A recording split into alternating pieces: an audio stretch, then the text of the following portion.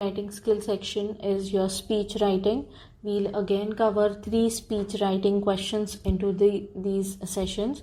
So the first part that I'm taking today, this contains the first slide, which is about the marking scheme. So when we say you have 5 marks for your speech writing, you should know what that 5 mark is divided into. So your proper introduction, for your proper introduction, you'll be getting half mark. The body of the speech comprises 2 marks. Appropriate sequence 1 mark, grammar 1 mark, and the closing is for half mark. So before writing this speech, before going forward with this writing skill, I want you all to understand what is expected. Basically, whenever you begin your speech, begin it with a greeting in which you address all the people present. So whenever you're writing, you're greeting people like your teachers, your principal, your friends, it should always be in the higher order sequence, or it should always be in the sequence like the principal first, then the teachers, and then your friends. Or if there's a chief guest, that should go before the principal as well. So this is your greeting part.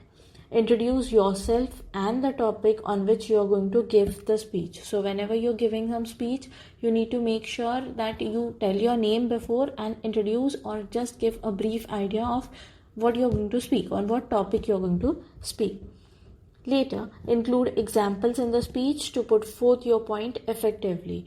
So whenever we'll be writing the body of the speech, we'll put forth some examples related to some national leader or any person who would help us to make our speech reach to the audience. Okay, so make use of examples, and conclude either by writing a slogan or take an oath. Thank the audience towards the end of the speech. So when we are when we are speaking about road safety rules, we need to make sure that we let people understand the topic and then make people take an oath saying that we'll follow safety rules, we'll follow traffic rules.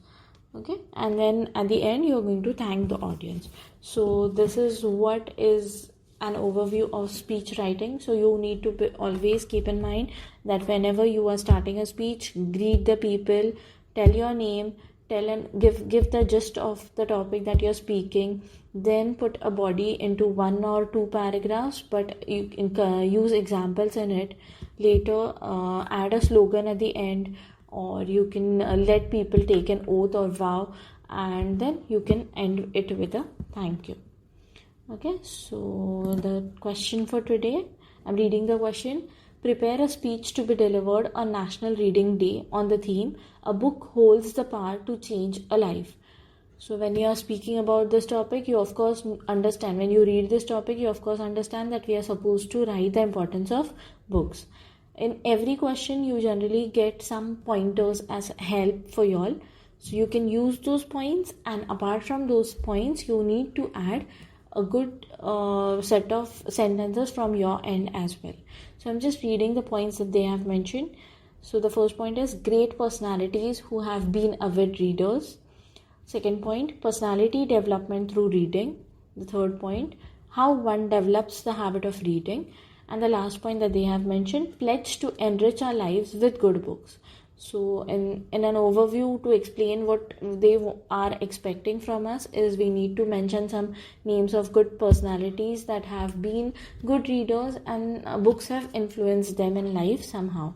Then how books are going to help you to develop personally. So that's personality development through reading. Then how to develop a habit of reading. You should say that you could read book regularly, start it with some like a paragraph, and then you can end up reading a small comic book, and this is how you can develop the interest in reading. And the last point is let people take an oath or pledge to enrich their lives or enrich our lives with good books. So basically to make a habit of reading. Okay, so we now go towards the writing skill, the answer that we've written.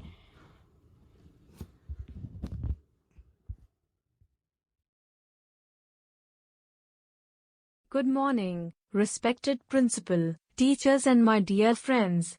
On this occasion of the birthday of the late Raif Abdul Kalam, which is celebrated as National Reading Day, I, Miss Julie Roy, remain here before all of you to share my thoughts on the subject. A book holds the power to change your life. History relates the numerous marvels of reading. Great individuals like Abraham Lincoln, Martin Luther King, Mahatma Gandhi, Dr. Ambedkar and a lot more have been devoted readers. Warren Buffett, the second richest person in the world, spends practically 60% of his day reading. Whenever given a decision between purchasing a book and purchasing costly garments, the Bollywood entertainer Priyanka Chopra would prefer to purchase a book. Bill Gates credits his prosperity to reading, while Shah Rukh Khan, Mark Zuckerberg, Barack Obama, and our own special Dr. Kalam credited their character and capacity to their reading. A book transformed them and these lives changed the world. Additionally, a book should be read, thus the reader is as fundamental as what is being read. At last, however, a book completely may motivate one. A few times some key statements or thoughts in the book resembles a mantra forever. Thus, it is said that a book holds the ability to change your life. Let's take a pledge to enlighten ourselves with these powerhouses called books. Let's ensure that we keep enriching our lives with good books. On National Reading Day, let's promise ourselves that we shall forever extend our knowledge base by reading without fail. Thank you for giving me this opportunity to share my views with all of you.